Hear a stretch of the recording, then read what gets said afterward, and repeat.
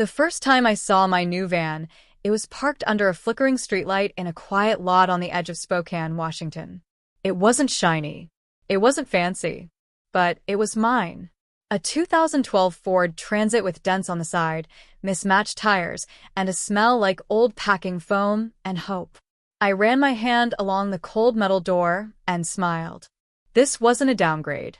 It was an upgrade from a 300-square-foot studio where the ceiling fan made that ominous clicking noise you hear in horror films right before the power cuts, to a space I could design, live in, and finally call my own. My name is Karina Reyes, 24 years old, and this is the story of how I saved $19,000 to buy freedom and how my family tried to take it from me. If you've ever felt betrayed by the people who should have been your biggest supporters, let me know where you are watching from. Hit that like button, subscribe, and share the story. Let me know in the comments, have you ever had to fight to keep what's yours? This story is for you. I worked full-time as a billing assistant at a medical office. Studied web design part-time at night. Slept when I could. For 3 years, I cut coupons, skipped vacations, said no to every concert, dinner out, road trip. Every dollar went into a savings account labeled home. Not a house. Not yet. Just something that was mine. Something I didn't have to share or justify. My parents knew about it. So did my older brother, Derek. That night was the usual Sunday dinner. Dad reheated something from the freezer that looked like it had lost a fight. Mom opened her second bottle of sparkling water. No alcohol, but the ritual was the same. Derek was already deep into explaining how middle management is where real leadership begins. Like it was wisdom passed down from the gods. I sat there quietly, rehearsing the line in my head. I bought a van. I bought a van. I bought a van. When Dad finally asked, "So, anything new with you?" I took a breath and went for it. "Yeah, actually, I bought something." Mom glanced up. "Oh, a van." The silence came fast and sharp. Derek raised an eyebrow. "For camping?" "No," I said. "To live in." Dad frowned. "How much did you spend?" 19 grand, I said. "Almost all of my savings." Mom actually laughed. "You're joking." "I'm not. I've been looking for a while. It's in decent shape. I'll be converting it." Derek blinked. "You spent 19 grand to be homeless?" "It's not." I caught myself. "It's not that. I just need to save on rent while I finish school." Dad frowned. "And you didn't talk to us before doing this?" "It's my money." Mom leaned back in her chair. "We thought you were saving for something real." I shrugged. "This is real." Derek was already shaking his head. "And here I am scraping together funds for grad school. You could have helped instead. You bought a rust bucket. I didn't realize I was legally required to sponsor your resume." "That's not what he means." Mom cut in. "We've always supported each other. That's how families work." "I don't remember it going both ways," I said. "Don't start," Dad warned. I didn't. I just sat there, swallowing it. Derek made a noise like a laugh. "Look, if you didn't want to be part of the team, you could have just said so. I don't think me living cheaply is some personal betrayal." "You didn't just make a poor financial decision," Mom snapped. "You made us all look ridiculous." That one actually stunned me. "Seriously?" "Yes, seriously," she said. "What are people supposed to think? That we can't even keep our daughter off the street? It's a van, not a sidewalk." "That's not the point." I didn't answer. Derek swirled his drink. "I mean, this is going to hurt my image, too. You know how tight the circles are in finance." "Wow," I said. "This isn't even about me anymore, is it?" Dad gave me a long look. "You made your bed." "I made a bed platform," I muttered. "Out of plywood. It has storage underneath." Nobody laughed. "We're just disappointed," Mom said, voice low and flat. "You could have been part of something bigger, but you chose this." "I thought you'd be glad," I said quietly. "I'm trying." Derek stood. "We all make sacrifices, Karina. Maybe it's time you learned that." Mom didn't even look at me when she said it. "If you want to be homeless and live in a van, then don't call yourself our daughter." There was silence. A part of me waited for her to take it back. Or, at least look at me, someone. "Dad." "Derek." anyone to say it was a joke, that she didn't mean it. But no one said a word. It probably lasted 5 seconds. Felt like a year. I nodded slowly. Right, I said. That's all. No speech. No sarcasm. Just right. Then I picked up my coat and left. It wasn't dramatic. Nobody followed. The door clicked shut behind me, and that was it. I don't even remember driving back. The next thing I knew, I was sitting in the van. The mattress was still propped against the wall. The cheap curtain I'd tried to hang had fallen, sagging like it gave up halfway through. I sat down on the floor. No insulation yet, just cold metal and splinters. I didn't cry. I wasn't angry. Just tired. Heavy in a way I couldn't quite explain. And maybe it's weird, but my brain went to this one random memory when I was 10. I taped cutout stars to my bedroom ceiling. My parents helped me hang fairy lights. I remember thinking, wow, they really love me. That memory has been doing a lot of heavy lifting since then. Maybe too much. I thought being disowned would be the worst part. Turns out that was just the beginning. I don't remember driving back to the van. I just remember sitting there in the dark, jacket still zipped, forehead pressed to the cold window. I kept replaying the dinner like it was a movie I'd seen 100 times, but only just now understood. If you want to be homeless and live in a van, then don't call yourself our daughter. That line, flat, effortless, like she was reading a weather report. I didn't cry. That would have made too much sense. I just sat there, trying to figure out how a sentence that short could scrape out your insides. And the worst part, I didn't see it coming. I honestly thought, stupidly, maybe they'd be a little surprised, maybe even uncomfortable with my choice, but proud in their way. I wasn't asking for balloons or a parade. I just thought they'd see the effort, that I'd saved, that I was planning, that I was trying to make a life. But instead, I got erased. And maybe if that had been the only thing, just the dinner, just that sentence, I'd still be sitting in a confused fog, trying to excuse it. But the truth is, this didn't come out of nowhere. My brother Derek is 6 years older than me. According to my parents, he's the family's investment property, a guaranteed return, a legacy. He was planned. I was not. When I was little, I used to think we were close. He let me tag along sometimes when his friends were over. I thought that meant something. But I think even back then, I was more of a mascot than a sister. It was always Derek first, not in a cliché, he's older kind of way. In a literal, everything goes to Derek way. They helped him get into his dream school, paid for tutors, prep courses, networking events when he studied finance at Columbia. My mom called it a family effort, which is how I learned that family effort meant you pay half your paycheck to his books and train passes. When I asked about saving for my own future, my dad said, "You'll have more options when Derek's established. He'll help you." He didn't. He still hasn't. But every time I brought it up, I was reminded to be patient. He's got so much pressure on him. "Karina, you'll get your turn." My turn became a community college course I paid for in monthly installments. I didn't get a laptop. I used a dusty desktop I found on Craigslist. When I asked if they'd help me, even just a little with tuition, my mom told me it was bad timing. "We just helped Derek with the down payment." She said it like it was a weather delay. "We'll circle back to you." That's been the pattern my entire life. They framed everything as a collective decision, a shared pot. If we all pitch in now, Derek can thrive, and then we all benefit later. But later became a ghost, a word used to keep me quiet. What kills me is I believed it for years. I believed that helping him was helping me, that we were a team, that if I just kept working, kept smiling, kept carrying the weight, eventually they'd turn around and say, "Hey, Karina, it's your turn now." They never did. When I moved into my tiny studio, they didn't help me haul boxes. They didn't help cover the deposit. My mom actually frowned when she saw it and said, "Well, you chose this." And yeah, I did, because what other choice was I ever given? I didn't even get the hand-me-downs. Derek moved into a luxury condo with an in-unit gym. I got the folding chair from our garage. And a passive-aggressive text from Dad saying, "It builds character to furnish your own space." What's wild is how long I still hoped. That little voice saying, "Maybe they'll come around." You don't even notice it at first, but it keeps you soft. Makes you second-guess yourself. And that softness, they used it at every family dinner, every group text. It was always some version of "we're all in this together."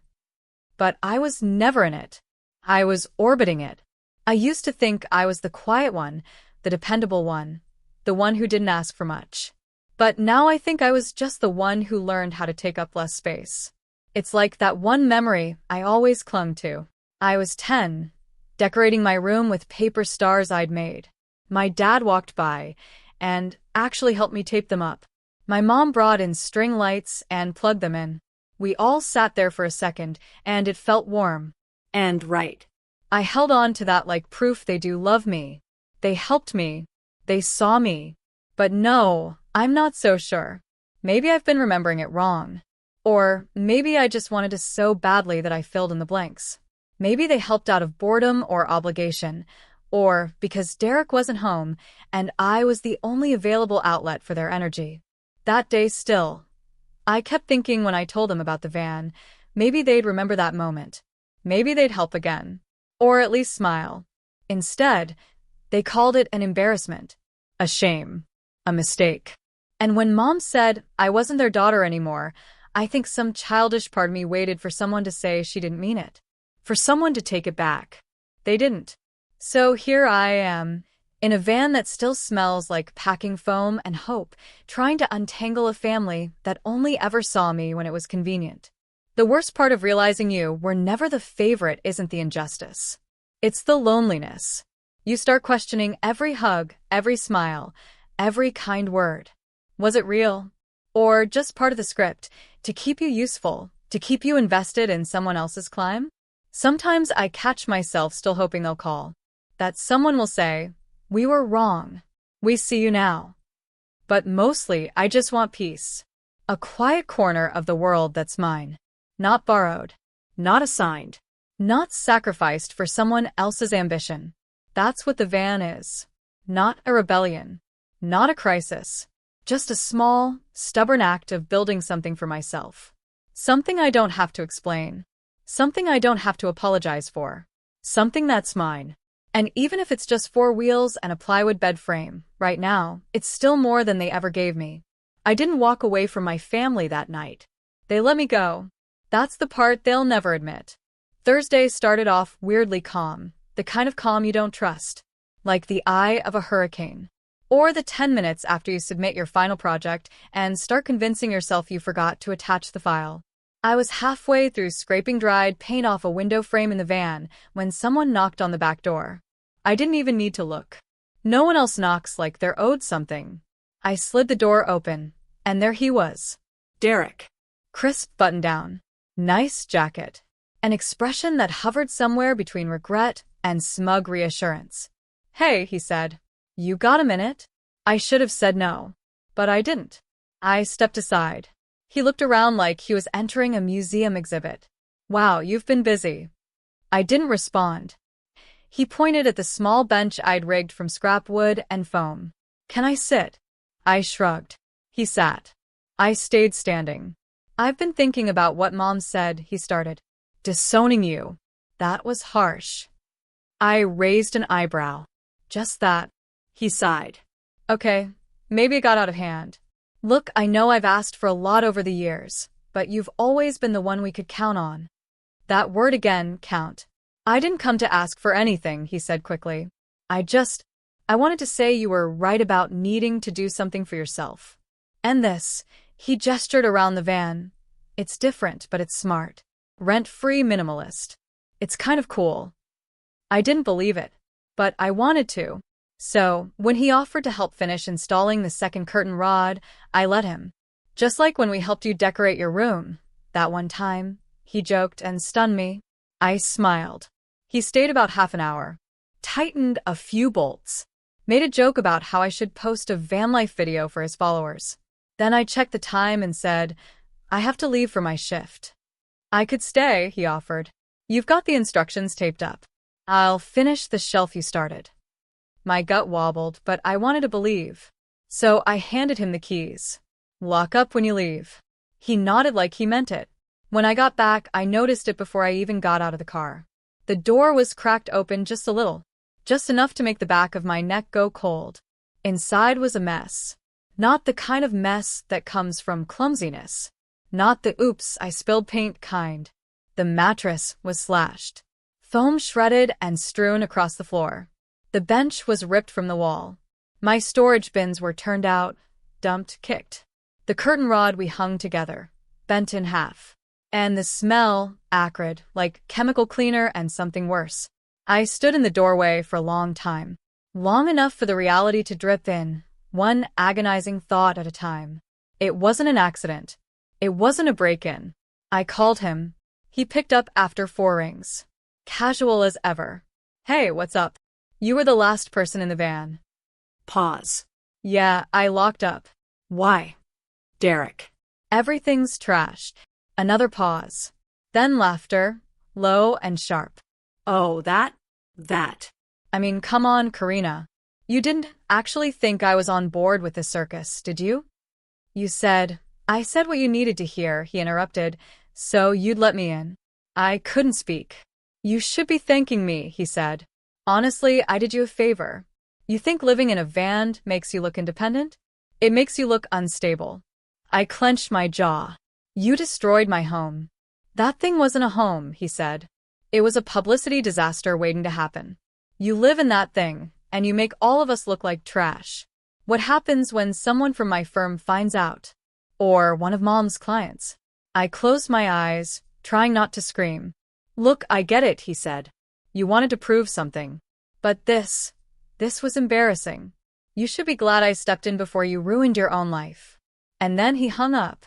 I stood there for a full minute, holding the phone like it might apologize. It didn't.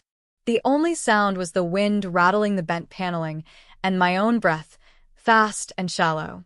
I don't remember cleaning up. Just flashes, ripping open trash bags, pulling wet insulation from corners, trying not to cry.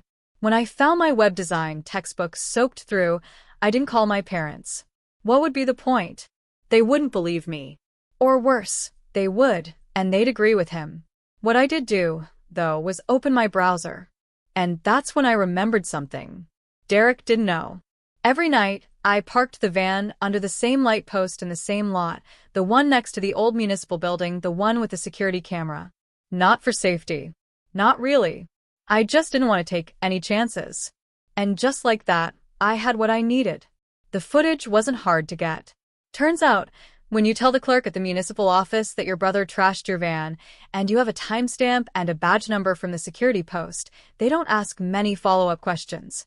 I filled out a form, waited 24 hours, and then there it was. Grainy, high-angle footage of Derek letting himself in, staying for about an hour, and walking out like a guy who just finished taking out the trash. Except the trash was my life.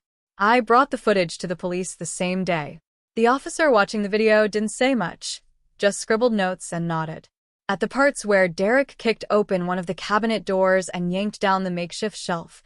Vandalism, possibly criminal mischief, he said. You want to press charges? I blinked. Is there an option not to? He smirked a little. Some people don't like filing charges against family. I stared at the screen. Derek had just stepped on my string lights like they offended him personally. I think he gave up that title. Paperwork was filed. Case was opened. And that's when the real circus started. It took about 48 hours before my parents found out. I knew because my mom called me 11 times in a row and then sent a text that read, "Call me now. Family." That last word in all caps. Like it was a hostage situation. When I didn't respond, she called again. I finally picked up on call 13. Her voice came through, sharp and furious. How could you do this to your brother? I laughed. Not a real laugh. One of those quiet, hollow ones that slip out when you've run out of ways to process. He destroyed my van, I said. He destroyed my home. You live in a van, Karina. You disowned me for it, remember? He ignored that. You're pressing charges. Do you know what this could do to his future? I'm aware. He's already on leave while they investigate. If he gets a criminal record, then he shouldn't have destroyed someone's property, I said calmly. Actions have consequences. I thought you guys loved teaching lessons. That didn't go over well. Dad called next. Then Derek himself, leaving me a 3-minute voicemail where he somehow managed to both insult me and play the victim in the same breath. Something about how I tricked him, how I set him up, how I was ruining his future over a pile of wood on wheels. I didn't respond to any of them. Then came the emails. Family members I hadn't heard from in years suddenly had very strong opinions. Apparently, taking legal action against your brother, who called you unstable and then destroyed your home, is going too far. One email actually said, "Blood is thicker than justice." I didn't know whether to laugh or frame it. The hearing came 2 weeks later. Derek showed up in a suit that probably cost more than my entire savings. He didn't look at me once, just stared straight ahead. Like the very sight of me might stain his resume. The judge didn't take long. The footage was clear. The damage was extensive. He was ordered to pay restitution, $11,875 in total. And since this wasn't his first entitled outburst, apparently there was an incident at work that HR had buried. He was placed on probation. A week later, my aunt forwarded me something. She'd heard through the grapevine. Derek's admission had been quietly revoked. They can't accept students with active charges or probation, she said. He's devastated. I didn't respond. Just stared at the message. It was done. The van was gone. The future he sacrificed it for, gone too. I used the restitution money to buy a different van, one with actual insulation, real cabinets, a working heater. I found a mechanic who used to be a furniture maker. And together, we built a little slice of peace on 4 wheels. By the time the season shifted, I'd finished my web design certificate. I took a job with a small agency that didn't care where I lived, as long as I had Wi-Fi. I parked the van on the edge of a quiet field where wildflowers grew like weeds and the sunrise came in through the back window, like an apology. I found others like me. Quiet people. People who didn't fit the mold. People who needed space to breathe. Some lived in tiny houses. Some in vans. All of them had stories. One night, we sat around a fire, passing around a dented thermos of cocoa. And I told mine. I didn't cry. I didn't need to. I still thought about my family. Not often. But sometimes around the holidays. When I heard a song my mom used to hum while doing dishes. When I found myself almost texting Derek to ask what job he ended up with. Fast forward 3 years, I still live in a van. A much better one. But not for long. I managed to save enough for a down payment on a real house. Not huge, not flashy, but mine. Something I never could have pulled off if I'd stayed renting and waiting for approval. I'm moving in next month. I don't hear from my parents anymore. Not directly. But I know they're still telling people I went off the grid, as if I'm somewhere in the woods with no shoes and a broken compass. Derek, last I heard, is still working, not in finance. Something contract-based and forgettable. He lost the condo, downsized, tried to start over. That part, I actually hope works out for him. But we haven't spoken. And I don't think we ever will. Anyway, that's what happened. If you made it this far, thanks for listening. Really? I don't know. Maybe I went too far. Maybe not far enough. You tell me. Drop a comment. And if you enjoy stories like this, hit subscribe.